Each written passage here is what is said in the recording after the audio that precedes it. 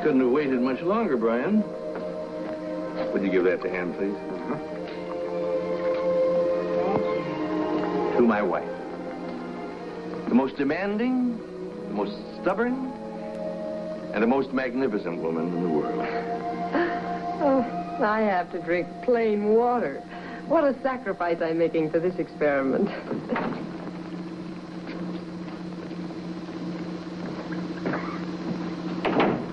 Emil, I thought I told you to wait. Sorry, Mrs. Whitehead, but I have to go now. Have you finished that inventory of the maintenance supplies for the new nightman? Yes, ma'am. All right. Hang your keys on the rack. Your check's waiting for you in the front office, and I hope you've learned your lesson.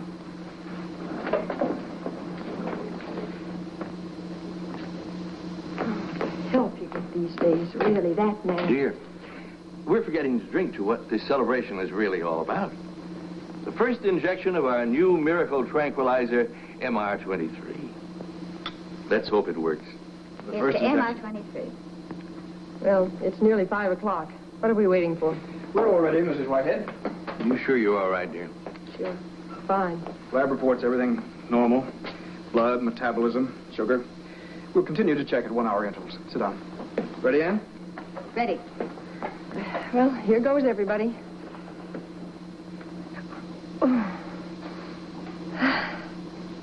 That was easy.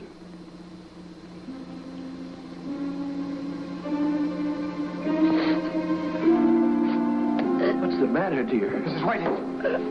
I can't breathe.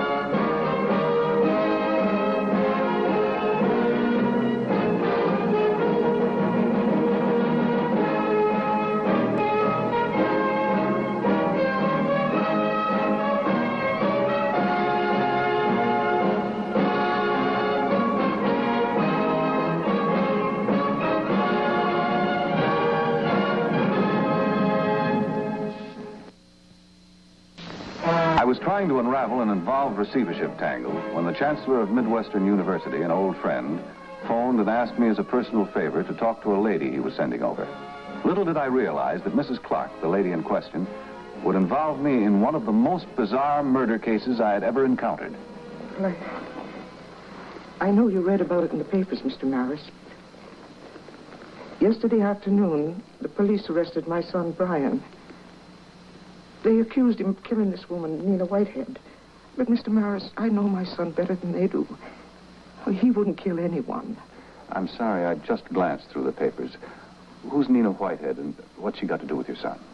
Well, he worked for her at the university research laboratories.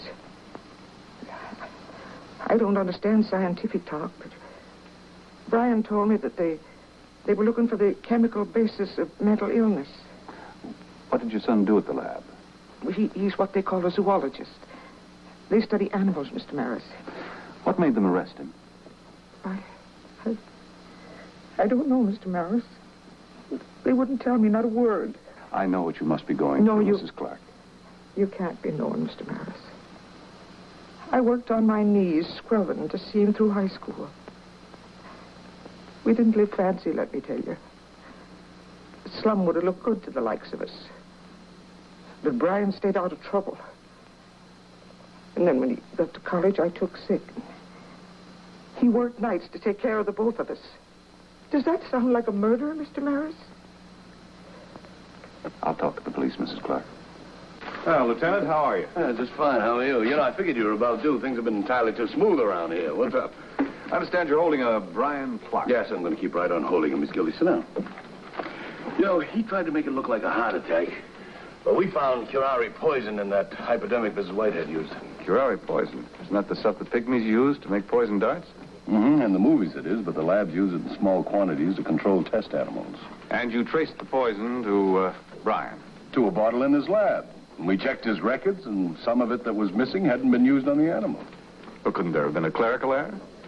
Now, wait a minute, Herb. What clerical error? I checked him out personally. His fingerprints were all over the hypodermic, which he didn't administer. And if that isn't enough for you, we found his fingerprints on the test tube and all over the test tube rack. What do you want?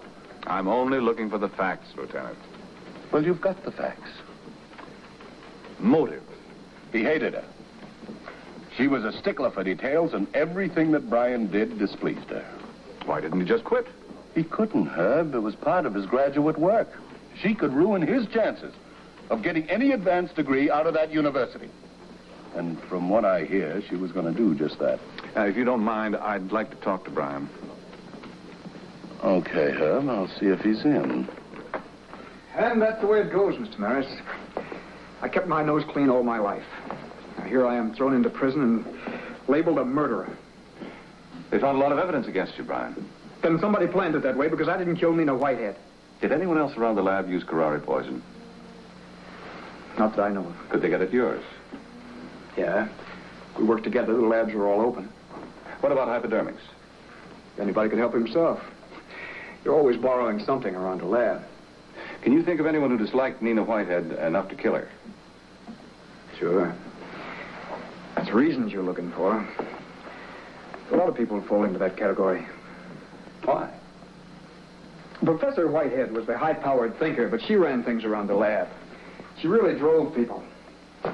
Well, the day she died, she fired that poor caretaker, just like that. And after 6 years of riding him. What was his name? Emil Hansen. What about her husband, Professor Whitehead? Did they get along? I don't really know. They fought like cats and dogs around the lab, but they always seemed to make up. And he stuck with her all these years. That must prove something. What was your reason for killing her?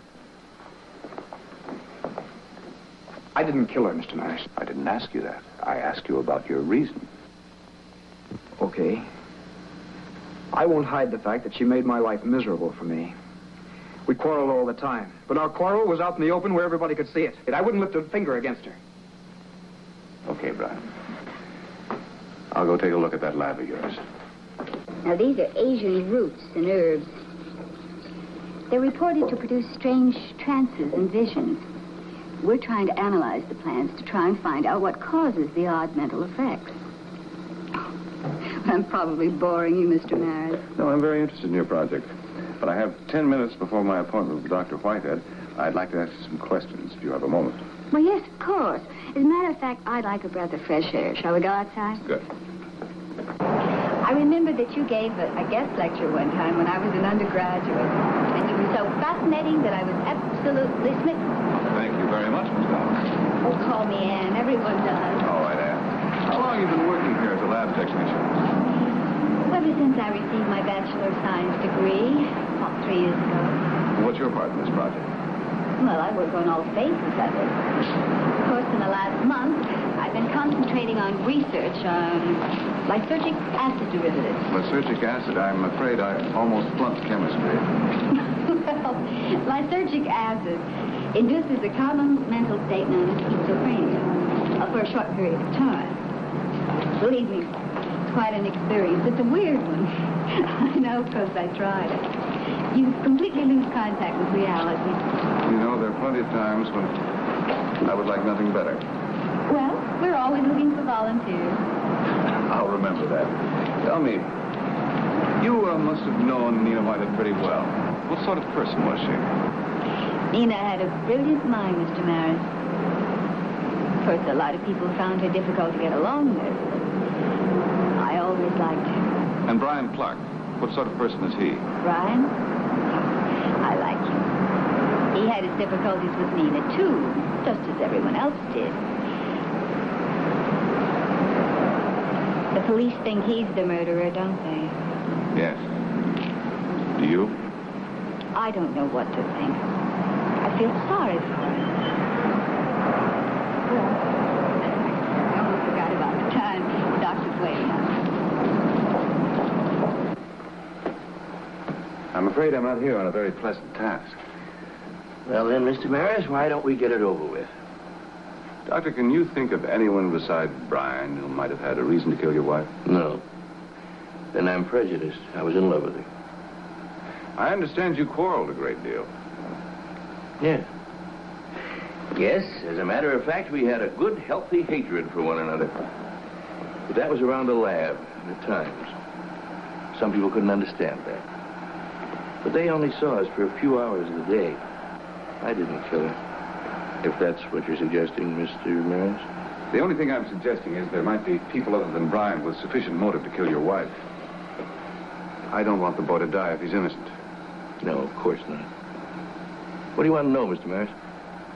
Do you recall an Emil Hansen? Yes, he was our night man.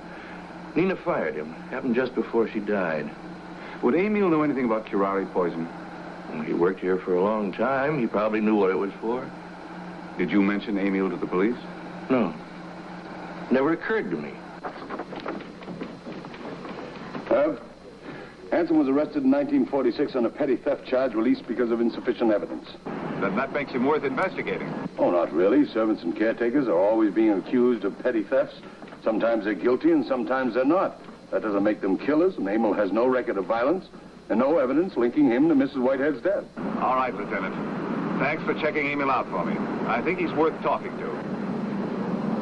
Tell me the truth, Emil. You knew where Bruce kept the curare poison, didn't you? I tell you, I don't know anything about poisons. With my eyes, it's more than I can do to tell tooth powder and scrubbing powder apart. Why did Nina fire you? I don't know. Didn't she give you a reason? No. You mean she fired you without saying anything? I didn't say that. Then what's bothering you? Nothing's bothering Who are me. you afraid of? No one. I'm just waiting here for a friend of mine. We're just going to have a little game of casino. Why did Nina fire you? I told you, I don't know. She said my work was no good, but it wasn't true. What's the name of that friend of yours, the one you play casino with? You wouldn't know him. You could introduce me.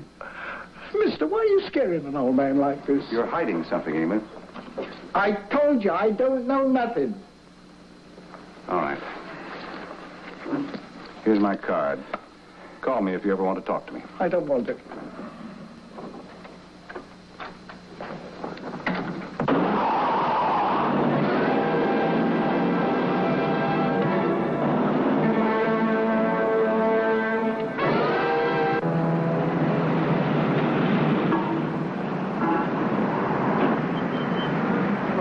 Doing here? Mr. Maris, I've been looking for you all afternoon. Your secretary said she thought you might be coming straight here. What is it? I have something I thought you'd like to see. It's written by Nina Whitehead, and it's about Brian. It's sent to the dean of the College of Letters and Science. Where did you find this? In her outgoing file.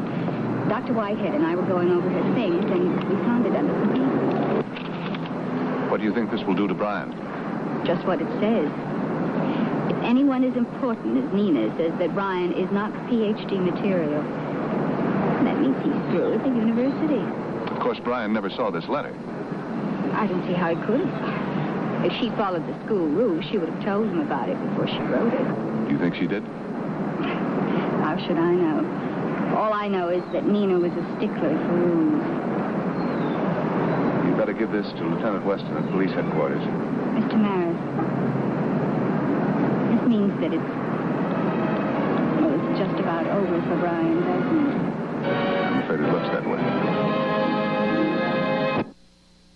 The fact that Brian Clark knowingly concealed damaging information from me shook my faith in him as a man. Yet more pressing still was my belief that the real killer was at large and determined to get me, which meant that I must be getting close to the truth about Nina Whitehead's murder. But Lieutenant Weston is a hard man to convince without proof. Well, Herb, that letter just about seals the case. We're moving for a grand jury indictment. You're making a mistake, Lieutenant.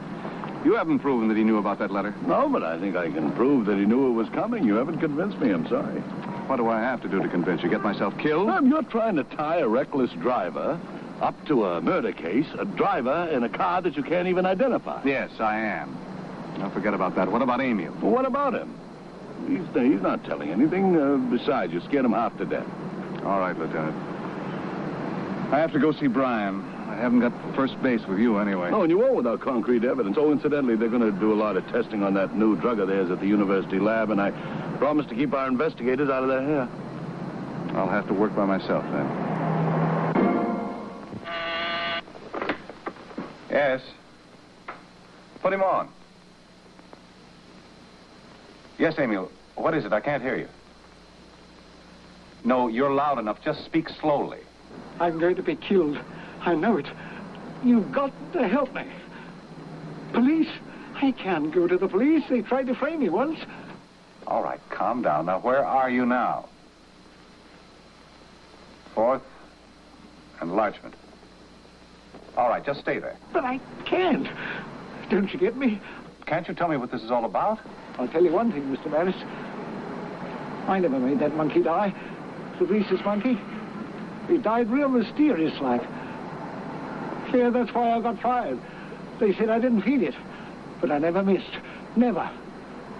Now he died of something else. And if you ask me, it's got something to do with Mrs. Whitehead's dying. Now, wait a minute. Slow down. What's this about a rhesus monkey? And I'll tell you another thing. Mr. Whitehead don't care nothing about that wife of his. How do I know? He's sparking another woman. I saw him. Yes, I did. Emil. Emil! Is he dead? Yes, poor guy. He didn't have a chance. He was shot at close range. How did you get here so soon?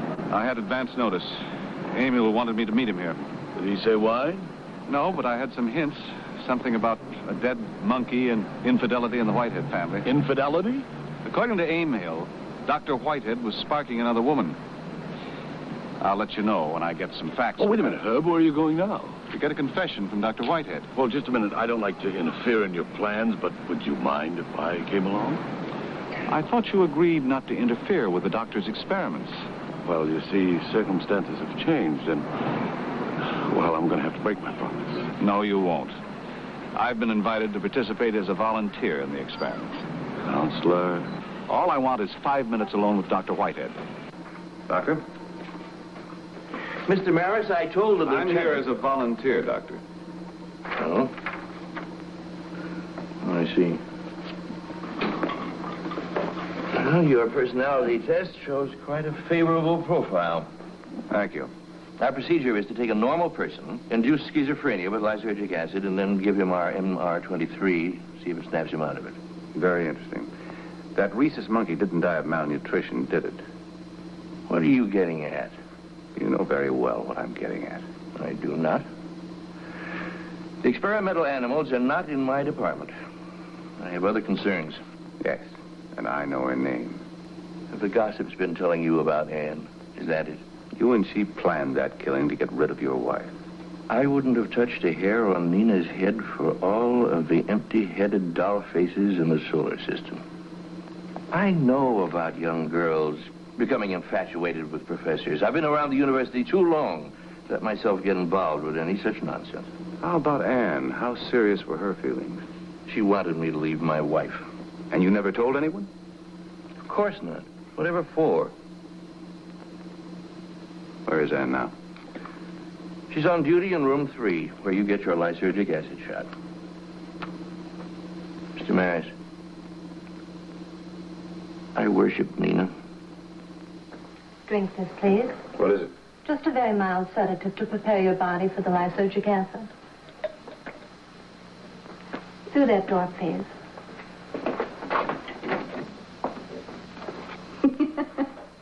Oh, all right now.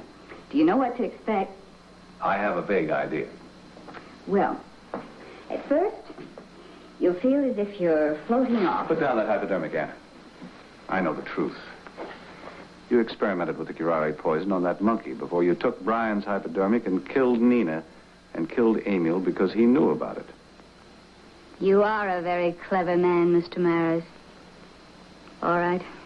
There's no sense hiding the truth. I wanted Sheldon, and I knew if I had her out of the way, he'd want to marry me. Why did you frame Brian? I didn't mean to, Mr. Maris. Really, I didn't.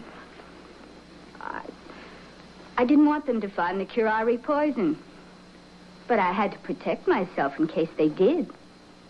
Well, I'd love to be able to talk some more. But I must go. I'm afraid not. Get out of my way, Mr. Maris. You're not going anywhere, Anne. You're going to stay right here.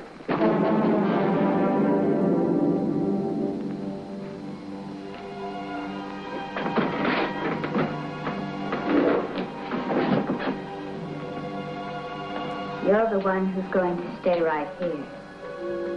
What is it? What's wrong? You see, I'm 3 steps ahead of you. There was a drug in that sedative you took. I told the attendant to give it to you.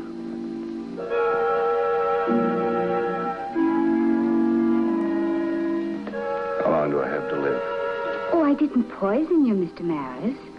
You're just going to go out of your mind for a little while. You'll be your normal self by morning. I'd love to be able to stay, but I've got a plane to catch. By the way,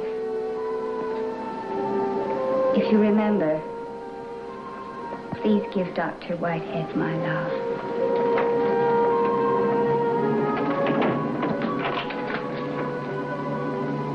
Open up.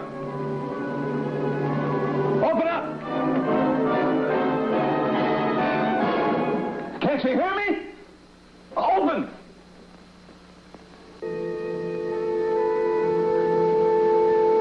Where am I? Miss Brent, get a pad. I want to prepare a writ of certiorari. Take it easy. But I've got to write a writ. You can do it just as well sitting down. Now, take it easy.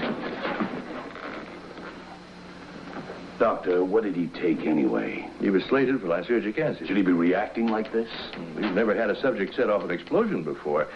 He should be much more docile. Something's exciting him. Who gave him the drug? Anne, but she's checked out of the lab for the day. Well, shouldn't somebody be here with him? Yes, we have attendants who look after the volunteers. Well, why wasn't an attendant here and why was the door locked? I don't know. Herb, listen to me. This is Lieutenant Weston. Can you hear me? Can you understand what I'm saying? In the case of Martin versus Green, the court held that parties are never in peri delicto where the promisor does not intend to perform his bargain. Herb, I remember that very well now. Doctor, I want to talk to Anne. I tried to reach her. She's not home. Well, you must have known where she could have gone. No idea. You must have some idea. Anne's gone. Herb. She's gone to the airport.